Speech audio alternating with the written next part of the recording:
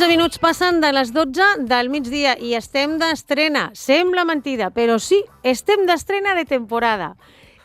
Abans de donar-li la benvinguda a la nostra convidada, perquè ja l'esteu veient vosaltres si mireu al Facebook, doncs donem la benvinguda a la nostra companya Marta Serra. Molt bon dia. Bon dia. Des de l'any passat que no ens veiem. Uf, bon Nadal, bon any nou. Mare de Déu, jo és que... Feliç estiu. El contracte que vaig firmar no el segueixo gaire aquest any. És que aquesta fitxa no sé si està molt ben redactada, És que hi ha a vegades temporades que passen coses, no? No Sí. greus, vull dir, No, no. home, O no. sigui, que per familiars, per treball, Sí. i no he pogut vindre el que em tocava cada 15 dies. Sí. Llavors feia molt de temps que no venia. Que Que no no- venia a explicar cosetes. Sí, Des exacte. d'abans de Nadal. Des d'abans de Nadal. Sí, després ja m'he enganxat que jo he estat de vacances també i fins ara no m'he pogut reincorporar. És un no parar. Bueno, però ara que estigui cada 15 dies prometo vindre.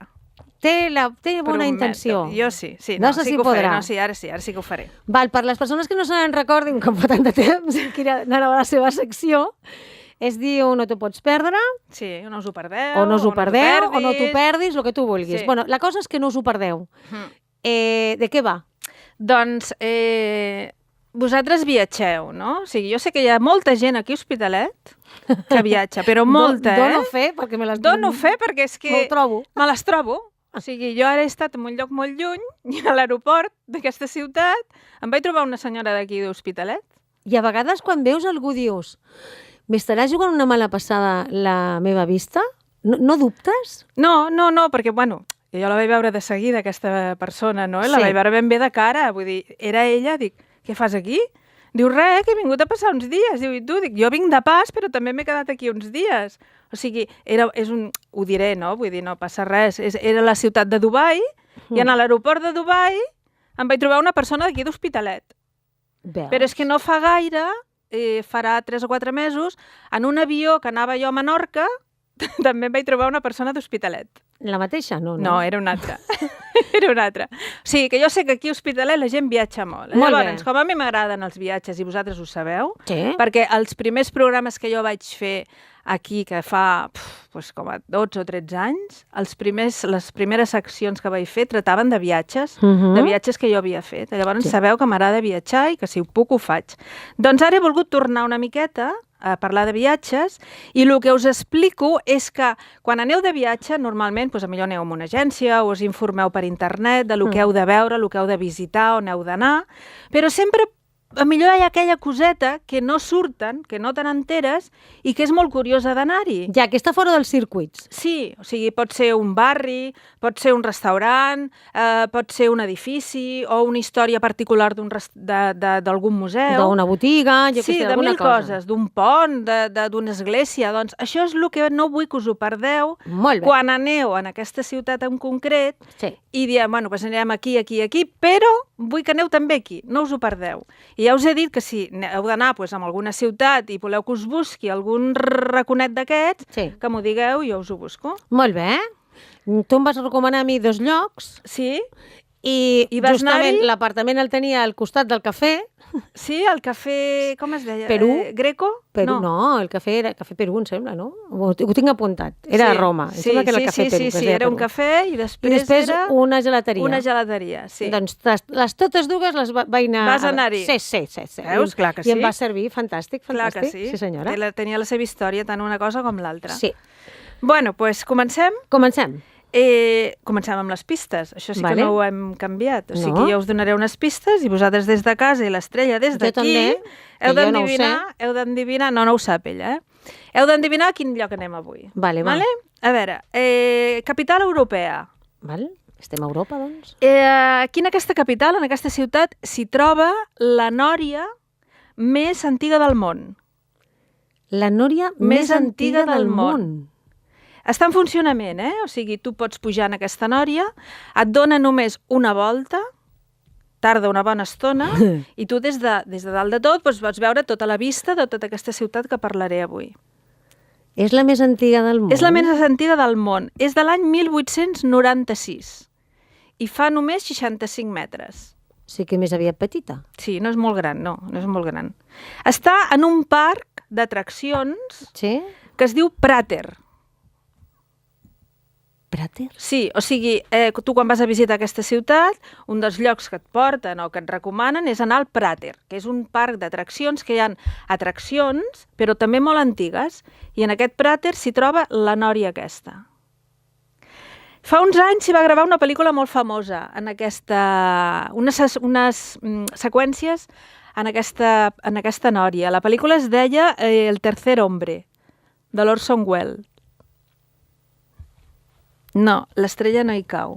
No hi caic i el Ricard tampoc pot, perquè està contestant amb una trucada telefònica, per tant, ell no te pot donar... Una pista és el número 1? Una pista que sabreu quina és un tall de veu que ara hauríem de posar quan es pugui. A veure si des del control ens posen el tall número 1. I és que, clar, el tall número 1, sisplau, t'estem reclamant fa una estoneta. Ara. Això és un vals. Molt bé. Viena? Molt bé, Estrella. Però jo no sabia lo de la nòria. La nòria? No. No. Doncs és un lloc que és conegut, el Prater i la nòria més antiga del món està a Viena. Està a Viena. O sigui, avui parlarem de la ciutat de Viena. Que jo no conec. Això que escolteu és un vals. És un vals, no? És relacionat amb Viena, no? O sigui, el vals és un ball austriac i si tu vas a Viena, doncs, si vas, per exemple, a l'òpera de Viena, doncs, hi ha moltes actuacions de valsos i la gent li agrada el vals, no? O sigui, tu no has estat a Viena, dius? No hi he estat. Més o menys no has estat, però sempre es tenen algunes referències, no? Sí. O sigui, tu com te l'imagines, la ciutat de Viena? Jo me la imagino amb edificis molt treballats, amb carrers molt empedrats, així és com me la imagino, Me la imagino no molt gran, me la imagino freda, no sé per què, sempre me la imagino freda, i me la imagino romàntica. Bueno, doncs no has acertat amb una cosa. En què? En què m'has dit que no te l'imagines molt gran. No me l'imagino molt gran. És molt gran la ciutat aquesta. Veus? Jo no me l'imagino. O sigui, i a més ja té tot una ronda, diguéssim, una circunvalació, diguéssim. Sí, o sigui, hi ha el centre històric, que sempre en totes les ciutats que és el que jo he vist, segurament, no? La catedral de Sant Esteban i tal, i llavors hi ha com una ronda molt gran, no? Ara no me'n recordo com es deia, que és on hi ha tots els edificis aquests grans, perquè són edificis tot grans. Sí. El Parlament, d'administracions, els palaus, públiques... O sigui, Viena és una ciutat imperial. Sí. De seguida tenim, quan parlem Viena, Àustria, la Sissi. Els àustries i, clar, evidentment. Els Habsburgo, la pel·lícula de la Sissi, que vivien aquells palaus, el Palau de Schönbrunn, que es pot anar a visitar. Llavors és una ciutat gran, perquè hi ha tots els seus monuments i tot és tot gran, no? És freda, en quant a temps, és freda, fa fred, freda en quant que el monument és molt de pedra, també pot ser això freda. També es pot anar a veure el que és l'òpera de Viena, no? I és elegant, és una ciutat elegant. O sigui, inclús la gent. Jo no he vist en cap ciutat europea tantes botigues de sombreros com a Viena. Totes les senyores i tots els senyors van amb el seu sombreret. I els joves també? També. Saps aquests abrics que aquí s'havien portat fa anys, ara no es veuen, d'home, abrics d'home, tipus austriac, que ja ho diuen, que és com una capa darrere, així molt ample, fa un tallet al mig i és molt ample, de llana pura austriaca, clar, allà fa molt fred. Llavors ells van al seu sombrero, aquests abrics, al seu bastó, no bastó perquè necessitin, sinó per lluir. Un signe de distinció. O sigui, és una ciutat elegant en quant a monuments, en quant a ciutat, i que la gent també va elegant, vestida, no? O sigui, el turista canta molt allà. No, es nota de seguida que ets un turista, perquè vas amb la motxilla i les bambes o els tejanos, clar, no portes la capa. Sí, la càmera de fotos, però es nota de seguida la gent que viu allà i la gent turista, això que dius no. Doncs bé, dintre de tota aquesta gran ciutat imperial hi ha una cosa, que jo dic que és una taca, perquè no combina, o sigui, no té res a veure amb això que hem dit. I són unes cases, Són unes cases, un edifici de pisos, que es diuen Hundertwasser, que és... o sigui, la pots comparar més amb el disseny de Gaudí i de Dalí, Sí? que no pas amb les superpalaus del Xombrun de la Sissi. Tu imagina't, o sigui, dintre d'aquesta ciutat hi ha allà unes cases que són tota plena de colors i dius, això què fa aquí? Doncs això també no vull que us ho perdeu. O sigui, no és molt conegut, les cases Hundertwasser, perquè jo crec que amb ells no... Com estan més encarats a lo imperial, això no ho exploten turísticament, però hi heu d'anar-hi. O sigui, aquestes cases tenen el cognom de la persona que va dissenyar. Era un arquitecte. Es deia Frederic Hundertwasser. No? I això ho va fer en l'any 1983, no fa tants anys, l'alcalde que llavors hi havia a Viena va encarregar amb aquest senyor que volia fer unes vivendes socials. Sí. I en 2 anys aquest senyor les va dissenyar i les va construir. El resultat és un edifici de 52 pisos. D'aquests 52 pisos n'hi ha 16 que tenen les seves terrassetes. Sí. A baix de tot tenen 4 locals. I després hi ha 3 terrasses comunitàries i 2 àrees de joc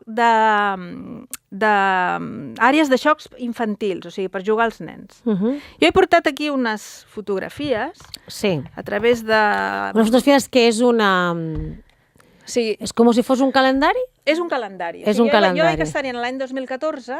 I aquestes són les cases? I aquestes són les cases. Val, si les voleu consultar, si vosaltres entreu a Facebook, doncs podreu consultar... les podeu veure. Que estan les cases aquí de colorins. De colorins. Són molt mones. És una cosa tota... Són molt mones, La façana de davant, els que ho podeu veure i els que no, doncs cada casa és... O sigui, cada pis és d'un color. No és uniforme, o sigui, hi ha una terrasseta que potser és rodona, n'hi ha una altra que és quadrada. Doncs jo trobo moníssim. És original, no? O sigui, és una cosa... Veus? Sí. Ensenyem una altra fotografia. Sí, una altra fotografia que ve doncs, tots els colorins i com està distribuït a l'edifici, no? A l'edifici. A més, la cera de fora no és plana, és tota ondulada. Les columnes són més amples, més estretes, tipus Gaudí. O sigui, imagineu-vos el Parkway? Sí. Una cosa així? Sí, és que ho recorda. Clar, és que aquest senyor...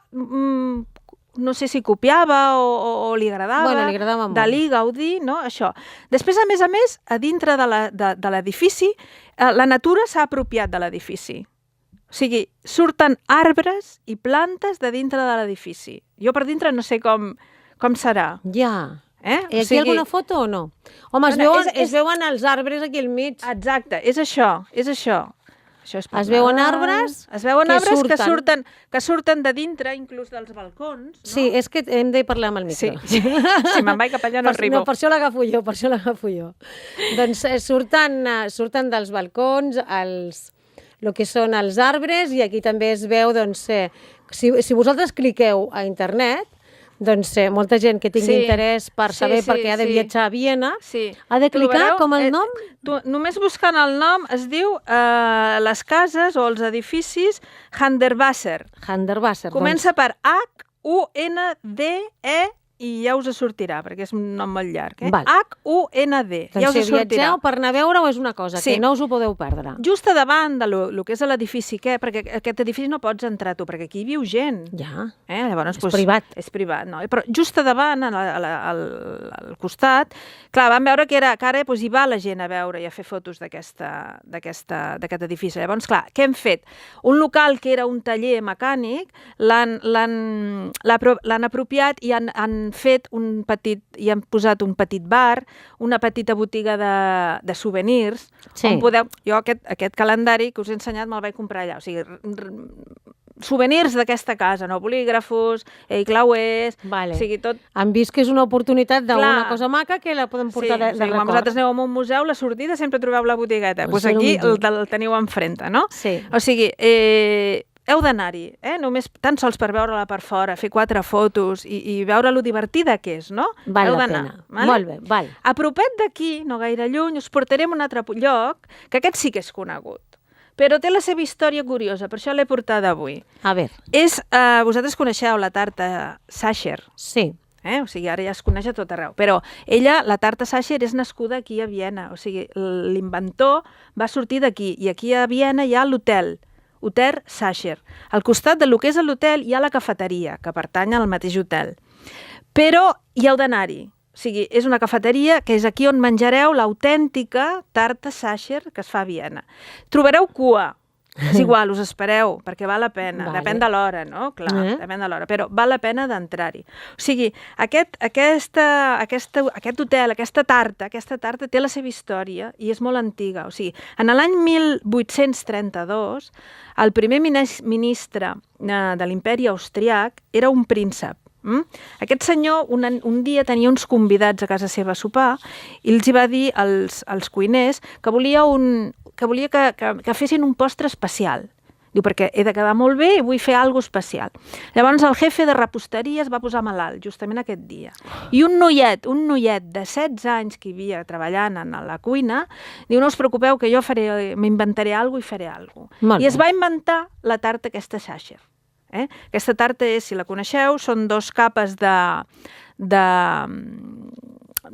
bizcocho, de pa de pessic. De pa de pessic, ara em sortia, de pa de pessic de xocolata, al mig porta una capa de marmelada d'albercoc i a dalt de tot torna a portar xocolata i l'acompanyen amb una boleta de crem chantilly o nata, com vulguis. O sigui, us ha d'agradar la xocolata perquè us agradi aquesta tarta. És veritat, sí. Aquest nen es va inventar aquell dia aquesta tarta, va tindre molt d'èxit, o sigui, li va agradar molt al príncep, li va agradar a tots els convidats i es va fer famosa, aquesta tarta.